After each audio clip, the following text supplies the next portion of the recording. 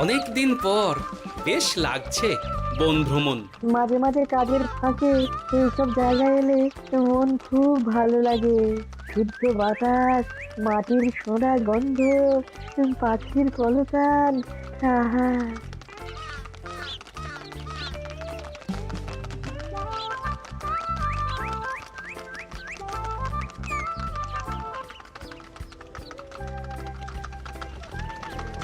মহারাজের রথ থামছে। আমরা এইখানে বসে আজ রাজকার্য পরিচালনা করব। মন্ত্রী, তুমি ঝটপট এখানে বসার বন্দোবস্ত করে দাও। আমি এক্ষুনি ব্যবস্থা করে দিচ্ছি মহারাজ। এই এখানেই আমাদের বসার জন্য ছাউনি করে দাও। এক্ষুনি করে দিচ্ছি মন্ত্রী মশাই। এরা বসার জায়গাটা করে দিক, ততক্ষণ আমরা একটু হেঁটে আসি।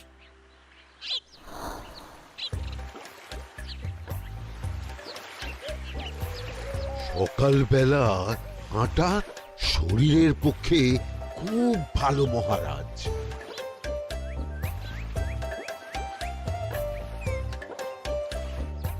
আগেকার দিনে রাজা মহারাজরা এই সব বনে মৃগয়া করতে আসতেন।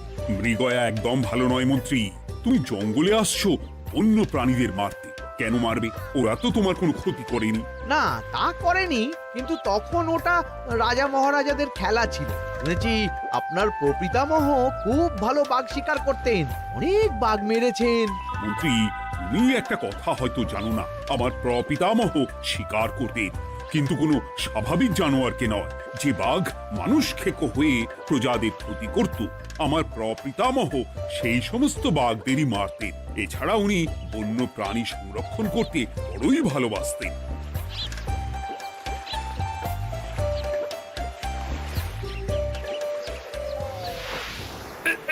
উফ, এটা আবার কি? এই এটা আবার কোথা থেকে উড়ে এলো? কোথাও তো ঝড় হাওয়া কিছুই নেই।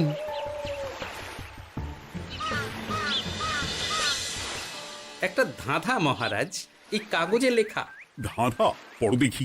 জোয়ার ভাটা প্রভুর খেলা, ভাটা হবে হলে বেলা। ভাটা হলেই দেখা যাবে লাল রঙের এক পাথর পাবে। নদীর ধারে গর্ত করে যত্নে সাজাই কলস ভরে। হেথায় হোথায় ছড়িয়ে যাহা, অন্ধকারে জলে তাহা। ঢুকলে চক্ষু ঝলসে যাবে, হাতের কাছে ঘন্টা পাবে। ঠিক ঘন্টা বাজলে পরে পড়বে ঝরে থরে থরে। ঘন্টা যদি হয় ভুল, যেন তুমি হারাবে কুল। ঠিক ঘন্টা চিনতে হলে নকশা দেখো চক্ষু খুলে। সিন্দুক দেওয়ালে হাত দাও, আসল ঘটনা জেনে নাও। ওরে বাবা, খুব দীর্ঘ ধাঁধা। তা মন্ত্রী, তুমি কিছু বুঝলে? এটা একটা গুপ্তধনের নকশা। এর মধ্যে গুপ্তধন কোথায় আছে তার একটা ধারণা দেওয়া আছে। গুপ্তধন? ওটা আমাকে পেতেই হবে, পেতেই হবে। দেখি দেখি, একবার কাগজটা দাও। গোপাল, কাগজটা আগে আমার হাতে দাও, দেখি ভালো করে। এখন নদীতে জোয়ার চলছে গোপাল। একটু পরেই ভাটা শুরু হবে। হ্যাঁ, ভাটা না হলে কিচ্ছু বোঝা যাবে না। এখানে স্পষ্ট লেখা আছে, ভাটা হলেই দেখা যাবে লাল রঙের এক পাথর পাবে। তার মানে আমাদের ভাটা হওয়া পর্যন্ত অপেক্ষা করতে হবে। না, সময় নষ্ট না করে ধাঁধাটার সমাধান করতে শুরু করি। ভাটা হলে একটা লাল রঙের পাথর দেখা যাবে, এই পর্যন্ত পরিষ্কার আছে। বুঝতে হবে ওর পর থেকে। পড়ো গোপাল, চলো আমরা সবাই বুদ্ধি লাগাই। নদীর ধারে গর্ত করে যত্নে সাজাই কলস ভরে। এটার অর্থ, ধাঁধাটা মাথায় বসিয়ে নিয়েছি, এবার কে কি বলবে সেটা শুনতে হবে। চলো গোপাল, আমরা ধাঁধা যেমন যেমন বলেছি তেমন তেমন ভাবেই চলি। চলুন মহারাজ, এখন আমাদের দেখতে হবে লাল পাথর। কোথায় আছে লাল পাথর? চলো চলো সবাই, চোখ কান খুলে আমরা নদীর পাড় ধরে হাঁটি। আমি একটু তফাতে হাঁটি। গুপ্তধন আমাকে একা পেতে হবে। ভাটা হলেই দেখা যাবে লাল রঙের এক পাথর পাবে। আমাকে চোখ কান খোলা রাখতে হবে। লাল পাথর, নদীর চড়ায় লাল পাথর দেখতে হবে। লাল পাথর, লাল পাথর। ওটা কি? তো এই তো লাল পাথর, লাল পাথর। ওরা অনেকটা এগিয়ে গেছে, ওদের আমার দিকে নজর নেই। এই সুযোগ একা একা গুপ্তধন নিয়ে পালাবো। আহ, এ, এ।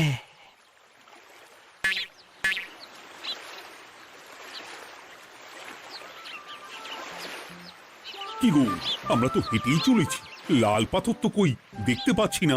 আরেকটু হাঁটতে হবে মহারাজ, গুপ্তধন বলে কথা, ওকে আর সহজে ধরা দেয়?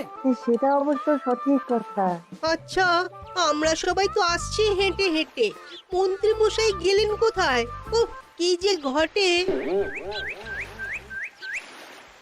সত্যি তো, মন্ত্রী কোথায়? ও সেনাপতি, মন্ত্রীকে দেখেছো? কই না তো মহারাজ। তাহলে কোথায় গেলেন মন্ত্রী মশাই? এই জঙ্গলে বাঘ ভাল্লুক আছে, শেষে কিনা বাঘে নিল। হায় হায় হায়, মন্ত্রী গিন্নির কাছে আমি কি মুখ দেখাবো? হুম, বাঘ ভাল্লুকের পেটে যাবার লোক তো মন্ত্রী মশাই নন। ও গোপাল, কি ভাবছো? কিছু তো একটা বলো। এখন আমাদের মন্ত্রী মশাইকেই খুঁজতে হবে। তবে মন্ত্রী মশাই বাঘ ভাল্লুকের পেটে যায়নি। তুমি নিশ্চিত হচ্ছ কি করে? অত পেঁচালো মানুষকে বাঘ ভাল্লুক গন্ধ শুকেই ছেড়ে দেবে, হজম করতে পারবে না। না না না, এখন রসিকতা করার সময় নয়, আমাদের মন্ত্রীকে খুঁজে বার করতেই হবে। কোথায় গেল মন্ত্রী?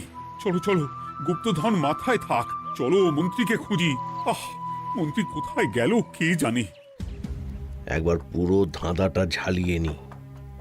ভাটা হলেই দেখা যাবে লাল রঙের এক পাথর পাবে। ভাটা হয়েছে, লাল রঙের পাথরের মাথায় চাপ দিয়ে গুহার মুখও খুলেছি। এবার নদীর ধারে গর্ত করে যত্নে সাজাই কলস ভরে। এটাই তো ঠিক বুঝতে পারছি না।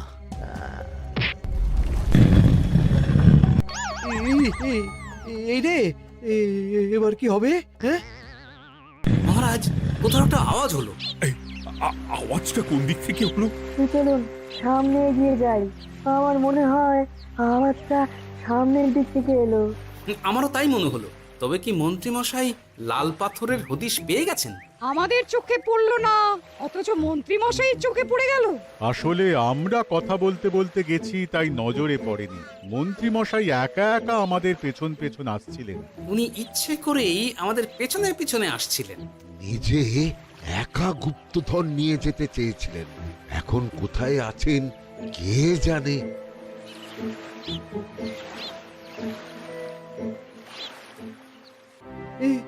অন্ধকারে কিছু দেখতে পাচ্ছি না তো। ধাঁধাতে কি ছিল? হ্যাঁ, কি ছিল? হেথায় হোথায় ছড়িয়ে যাহা, অন্ধকারে জলে তাহা, ঢুকলে চক্ষু ঝলসে যাবে, হাতের কাছে ঘন্টা পাবে। পেয়েছি পেয়েছি, ঘন্টাটা পেতে হবে। ঘন্টা।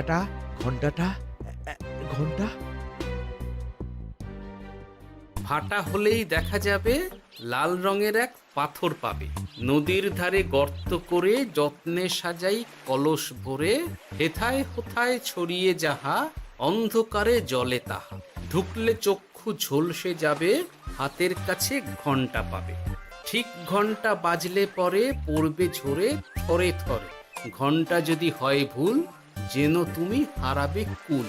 ঠিক ঘন্টা চিনতে হলে নকশা দেখো চক্ষু খুলে, সিন্দুক দেওয়ালে হাত দাও, আসল ঘটনা জেনে নাও। এবারে ভালো করে ঠান্ডা মাথায় ভাবতে হবে। ভাটা হলেই দেখা যাবে লাল রঙের এক পাথর পাবে। সেই লাল পাথরটাই তো খুঁজে পাওয়া যাচ্ছে না, অথচ মন্ত্রী মশাই খুঁজে পেলেন। আওয়াজটা কোথা থেকে আসছিল? এই কাছে পিঠে এই কোথা থেকে আওয়াজটা আসছিল।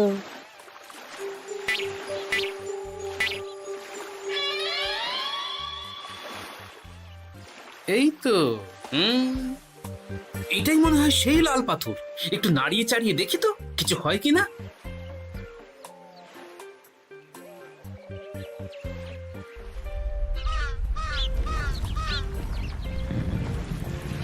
এই তো, কাজ হয়েছে।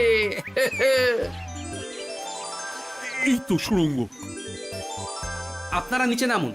আপনারা কি দেখছেন সেটা বলবেন মহারাজ। সবাই যদি নেমে যাই, যদি কোনো কারণে সুড়ঙ্গের মুখ বন্ধ হয়ে যায়, তাহলে আর আমরা বাইরে বেরোতে পারবো না মহারাজ। গোপাল ঠিকই বলেছে, আমরা দুজন বাইরে থাকি। মহারাজ, আর একটা কথা, কোনো ঘন্টায় হাত দেবেন না, মনে আছে তো? ঘন্টা যদি হয় ভুল, যেন তুমি হারাবে কুল। ওরে বাবা, এই বয়সে আর কুল হারাতে চাই না। ঠিক আছে, তোমার কথাই অক্ষরে অক্ষরে পালন করব। দেখি এই সুরঙ্গে মন্ত্রীমশাইকে দেখতে পাই কিনা। চলুন মহারাজ, সুরঙ্গে নামি। সবাই সাবধানে নামো।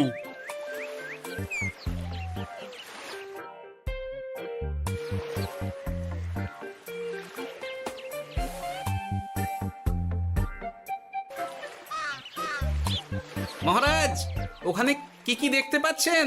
ওখানে কি মন্ত্রী মশাই আছেন? না গোপাল, মন্ত্রীকে এখনো দেখতে পাইনি। শুধু আমি এখানে অজস্র পাথর দেখতে পাচ্ছি। পাথরে পাথরে ছয় লাভ, ছোট বড় অজস্র। পাথরগুলো বড় অদ্ভুত, কিরকম কিরকম মানুষ মানুষ গড়ন। লম্বা বেঁটে হরেক রকম। মানুষ মানুষ গরম, সেটা কি রকম? আর কিছু? কোনো কলসি কি দেখতে পাচ্ছেন? কলসি তো দেখতে পাচ্ছি না।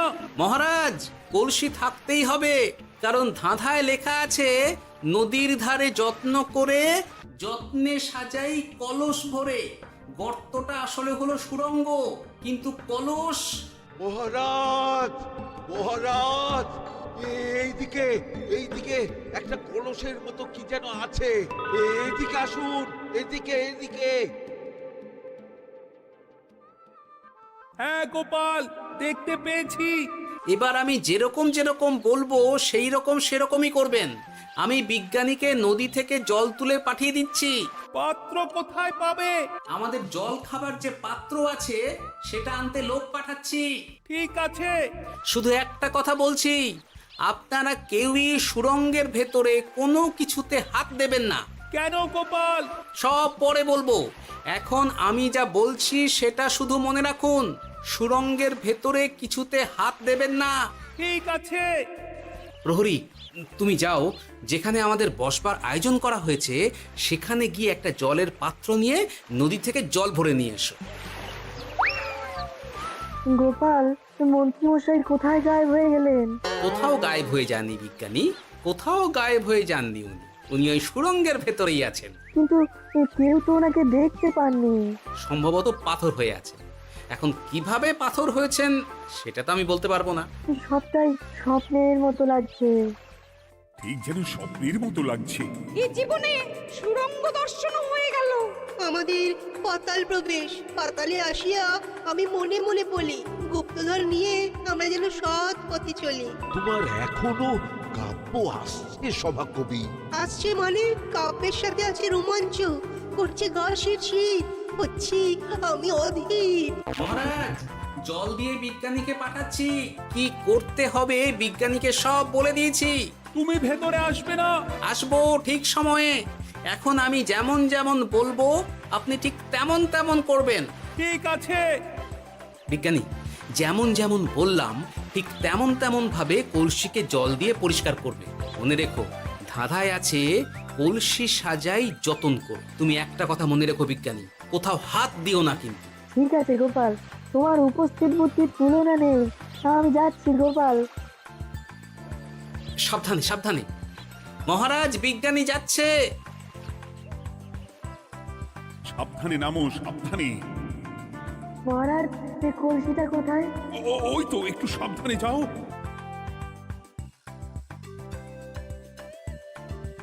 বিজ্ঞানী, কলসির দেখা পেয়েছো? পেয়েছি পেয়েছি পেয়েছি। এবারে কলসিটাকে ভালো করে জল দিয়ে ধুয়ে দাও। কলসির আলোয় সুড়ঙ্গ আলোকিত গোপাল। এরপর কি? ভালো করে দেখুন মহারাজ, কোথাও ঘন্টা দেখতে পাচ্ছেন কিনা। ঘন্টা একটা তো নয়, সার সার ঘন্টা, অনেকগুলো ঘন্টা। সাবধান, ঘন্টায় হাত দেবেন না, শুধু দেখুন।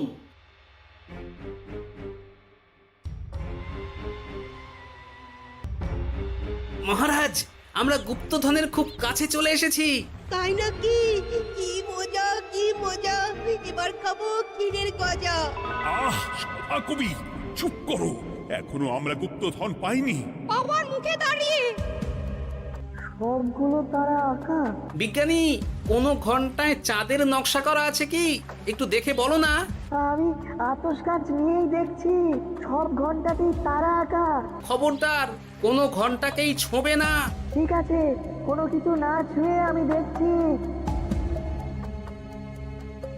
পেয়েছি গোপাল, চাঁদ আঁকার ঘন্টা পেয়েছি। ওই ঘন্টাটা বাজাও, বাজাও।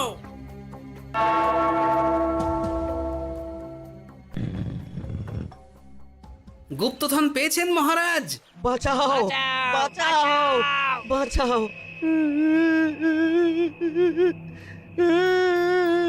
বাঁচান মহারাজ, বাঁচান বিজ্ঞানী, মহারাজ, মন্ত্রীর গলা পাচ্ছ না?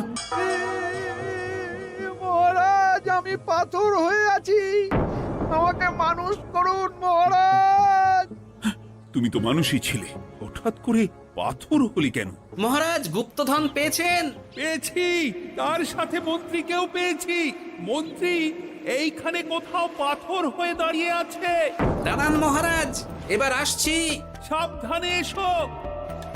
আমি ভেতরে যাচ্ছি, বুঝলে? যদি কোনো কারণে দেখো পাথরটা গুহার মুখটা আটকে দিয়েছে, অমনি তোমাদের কাজ হলো পাথরটাকে ছুঁয়ে ফেলা, বুঝলে? ঠিক আছে গোপাল দাদা। আমার মনে হয় বিপদ আর কিছু ঘটবে না, তবুও সাবধানের তো মান নেই। ঠিক আছে, তুমি নিশ্চিন্তে ভেতরে যাও। বাঁচাও, আমাদের বাঁচাও, আমাদের সবাইকে মানুষ করুন। আমাকে মানুষ করুন মহারাজ। আপনাকে তো মানুষ করা হবে মন্ত্রী মশাই। আগে বলুন, আপনি পাথর হলেন কি করে? ও, মনে পড়েছে, ধারার শেষ লাইন, সিন্দুক দেওয়ালে হাত দাও, আসল খবর জেনে না। সত্যি গোপাল, তুমি না থাকলে এই এত কিছু আমাদের সবার কাছে অজানাই থেকে যেত।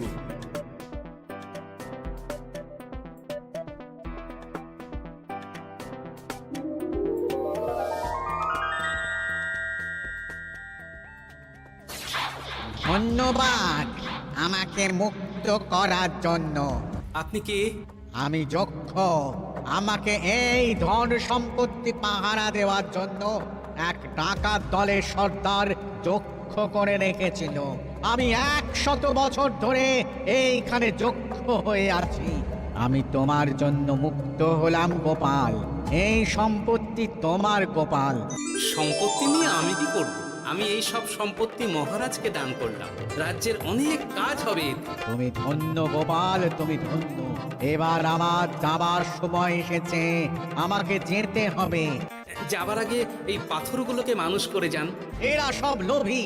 আমি আমার সীমিত ক্ষমতায় এই গুপ্তধনের ধাঁধাকে এখানে যারাই ভ্রমণ করতে আসে তাদের হাতে তুলে দিই, কিন্তু কেউ এই ধাঁধার সমাধান করতে পারে না। সবার মনে লোভ কাজ করে, এই লোভ এদেরকে পাথর করে রেখেছে। পাথর হলো কি করে? একটা মানুষ এসে বুক ভরা লোভ নিয়ে আধা পুরো না জেনে পাথরে হাত দিলেই সে পাথর হয়ে যাবে। আমাদের ভুল হয়েছে, আর লোভ করবো না, আমাদের বাঁচাও। আমাকে মুক্ত করে দিন, আমার খুব ভুল হয়েছে মহারাজ, মুক্ত করে দিন আমায়। তুমি এখানে আগে এসেছিলে, তাই তো আগে এসে ভাবলে নিজেই একা একা গুপ্তধনকে হরপ করে দেবে। এদিকে তোমাকে না দেখতে পেয়ে আমাদের কত চিন্তা হচ্ছিল। যারা লোভী তারা কারো কথা ভাবে না, শুধু নিজের কথা ভাবে। আমাকে আর একটা সুযোগ দিন, আমি আর লোভ করব না মহারাজ। ও, তোমার কথার কোনো দামই নেই। না মহারাজ, আমাকে আর একটা সুযোগ দিয়ে দেখুন, আমি আর লোভ করব না, আমাকে মানুষ করুন মহারাজ। আমাদের সবাইকে মানুষ করুন, দয়া করে মানুষ করুন। যক্ষরাজ, এদের আপনি ক্ষমা করে দিন। ঠিক আছে, তোমাদের আবার মানুষ করে দিচ্ছি।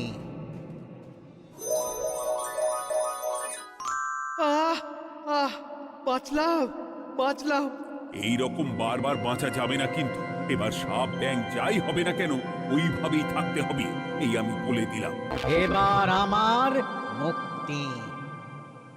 মুক্তি নেবার আগে আরেকটা প্রশ্ন, যে ডাকাত সর্দার তার সম্পত্তিকে রাখার জন্য আপনাকে যক্ষ বানিয়েছিল, এই সম্পত্তি তো তাদের, আমরা তো নিতে পারি না। লোভ বড় খারাপ গোপাল। অতিরিক্ত লোভ মানুষকে পশু করে দেয়। ওই ডাকাত দল এই সম্পত্তির জন্য সবাই কাটাকাটি করে মরে গেছে, কেউ আর বেঁচে নেই। সুতরাং এই সম্পত্তিতে তোমার অধিকার আছে, এই সম্পত্তি তুমি গ্রহণ করো। নিলাম আমি, কিন্তু এই সম্পত্তি মহারাজকে আমি দান করলাম। ডাকাত দল জনগণের সম্পদকে লুটেই তো সম্পত্তি বানিয়েছে, তাই আমি জনগণের কাজে লাগবার জন্যই এই সম্পত্তি মহারাজকে দিলাম। সাধু সাধু গোপাল, তোমার জয় হোক। এবার তাহলে আমি যাই, তোমরা সবাই সুখে থেকো আর ভালো থেকো। গোপাল, তোমার তুলনা হয় না। তোমার ঋণ আমি কোনোদিন শোধ করতে পারবো না। তুমি কৃষ্ণনগরের জন্য যা করলে তা ইতিহাসে লেখা থাকবে। না মহারাজ, আমি এমন কিছু করিনি, এই কাজ সবাই করবে। জয় গোপালের জয়। জয় গোপালের জয়।